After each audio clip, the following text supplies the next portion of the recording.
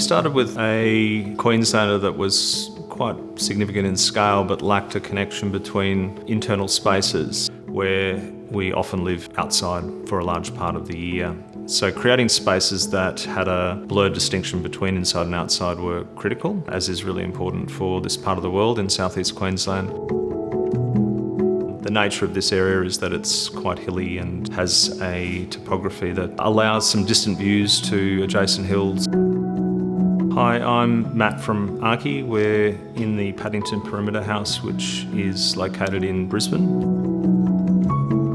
The materials we chose to use are very warm in their materiality. They have a texture to them as well, and things like the brickwork that we've used as paving on internal floors also runs through continuously to external patio areas, so there is a real connection between the inside and the outside.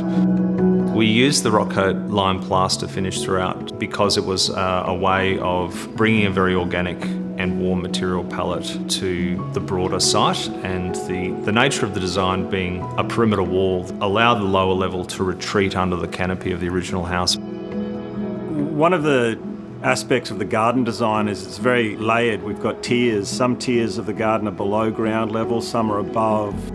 The rock coat just runs through it all. Over the years, the wall has just been very true to itself.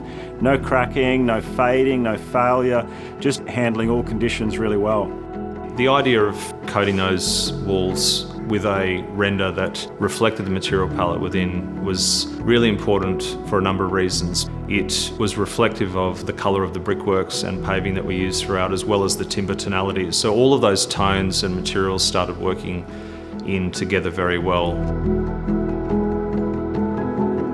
One thing we like about the rock coat lime plaster is its porous nature, and it's sort of, to touch, it's a bit like the hard sand at a low tide beach. You can it's a bit gritty, and interesting, the plants, that they come to love it as well, because we've got a lot of creeping vines that just grow up and around it, and it blends in well with the vegetation.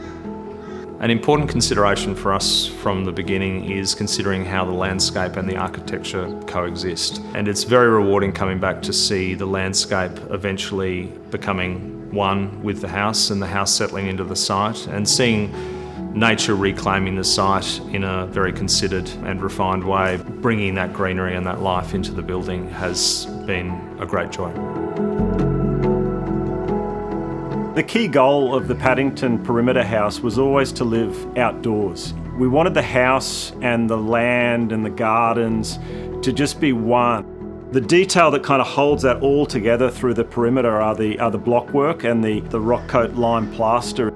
I find it interesting that there's both so much of it in the build, but also seemingly so little of it, because it just sits lightly and softly and allows other things to happen around it without it being heavy or dominant element. So it's been a perfect choice for us.